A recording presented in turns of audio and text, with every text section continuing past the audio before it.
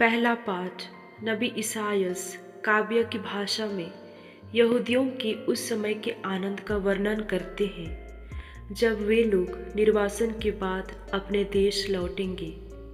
जो लोग मसीह के द्वारा ईश्वर के पास पहुंचेंगे, उन लोगों का आनंद और भी बड़ा होगा और हमेशा के लिए बना रहेगा।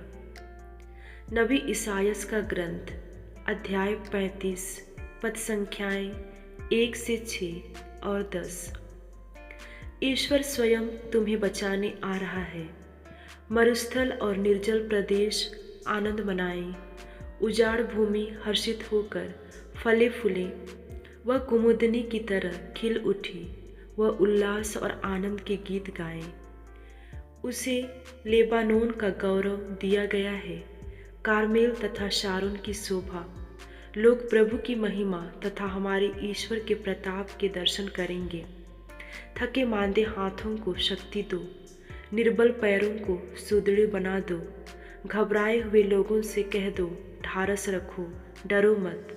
देखो, तुम्हारा ईश्वर आ रहा है। वह बदला चुकाने आता है, वह प्रतिशोध करने आता है, वह स्वयं तुम्हें बचाने आ रहा है। तब अंधों की आंखें देखने और बहरों के कान सुनने लगेंगी। लंगड़ा हरिन की तरह छलांग भरेगा और गूंगे की जीभ आनंद का गीत गाएगी। क्योंकि प्रभु द्वारा छुड़ाए हुए लोग लौटेंगे। वे गाते बजाते हुए सियोन लौटेंगे। वे चिरस्थायी सुख शांति लेकर आएंगे। वे आनंद और उल्लास के साथ लौटेंगे। दुख और विलाप का अंत हो जाएगा। प्रभु की वाणी। दूसरा पाठ। किसान बीज बोने के बाद धीरज और भरोसे के साथ फसल की राह देखता है, उसी तरह हमें अटूट विश्वास के साथ मसीह के आने की राह देखनी चाहिए। इस दुनिया में कितनी ही तकलीफ, कितनी ही कठिनाइयाँ, कितना ही अत्याचार क्यों न हो, इससे हमारी आशा नष्ट नहीं हो सकती। संत याकूब का पत्र अध्याय 5 पद संख्याएं 7 से 10। हिम्मत न हारिए, प्रभु का आगमन निकट है। भाइयों, प्रभु के आने तक धैर्य धरिए। किसान को देखिए जो खेत की कीमती फसल की बाट जोहता है। उसे प्रथम और अंतिम वर्षा के आने तक धैर्य धरना पड़ता है। आप लोग भी धैर्य धरिए, हिम्मत न हारिए, क्योंकि प्रभु का आगमन निकट है। हे भाइयों, एक दूसरे की शिकायत नहीं कीजिए, जिससे आप पर दोष न लगाया जाए। देखिए, न्यायकर्ता द्वार पर खड़े हैं। भाइयों, जो नबी प्रभु के नाम पर बोले हैं, उन्हें सहिष्णुता तथा धैर्य का अपना आदर्श समझ लीजिए। प्रभु की वाणी। सुसमाचार। मसीह के बारे में यूहन्ना बपतिस्ता ने कहा था कि वह हाथ में सूप ले चुके हैं, जिससे वह अपना खलिहान ओसा कर साफ करें। यीशु यूहन्ना को बताते हैं कि मैं मसीह तब भी मैं पहले मनुष्यों का उपकार करता हूँ और गरीबों को सुसमाचार सुनाता हूँ। संत मत्ती के अनुसार पवित्र सुसमाचार अध्याय 11 पद संख्याएं 2 से 11। क्या आप ही वह हैं जो आने वाले हैं, अथवा हम किसी दूसरे की प्रतीक्षा करें?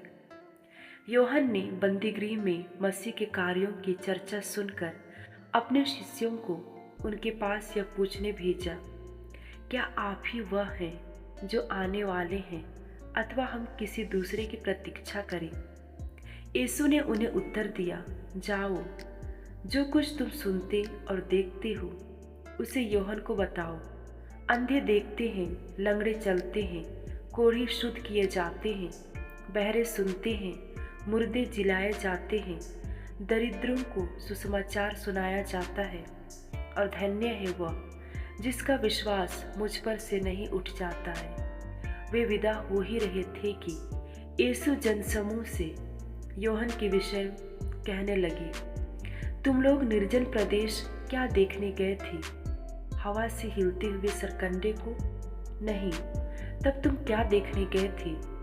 बढ़िया कपड़े पहने मनुष्य को? नहीं। बढ़िया कपड़े पहनने वाले राजमहलों में रहते हैं। आखिर क्यों निकले थे? नबी को देखने के लिए? निश्चय ही। मैं तुमसे कहता हूँ, नबी से भी महान व्यक्ति को। यह वही है जिसके विषय में लिखा है, देखो मैं अपने दूत को तुम्हारे आगे भेजता हूँ, वह तुम्हारे आगे तुम्हारा मार्ग तैयार करेगा। मैं तुम लोगों से कह देता हूँ, मनुष्यों में यूहन्ना बपतिस्ता से बड़ा कोई पैदा नहीं हुआ। फिर भी स्वर्ग राज्य में जो सबसे छोटा है वह यूहन्ना से बड़ा है। प्रभु का पवित्र सुसमाचार। मनन चिंतन। प्रभु यीशु ख्रिस्त में प्यारे भाइयों और बहनों, आज के पाठों द्वारा हम सबको एक सटीक संदेश मिलता है। वह संदेश है आशा का, जो धैर्य से उत्पन्न होती है और धीर बने रहने पर जरूर पूरी भी होती है।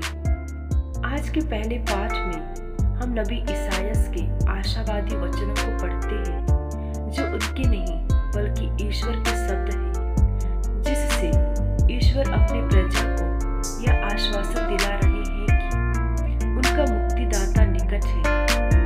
आज के दूसरे पाठ संत याकूब इस आशा को धीरज की नींव देते हुए सभी लोगों को संदेश देती है कि सब लोग मसीह के वापस आने तक धैर्य धारण कर आशा के साथ उसकी बाट जोते रहें, क्योंकि मसीह का वापस आना और हमें पाप से सदैव के लिए मुक्त करना ईश्वर द्वारा निर्धारित शाश्वत विधान है।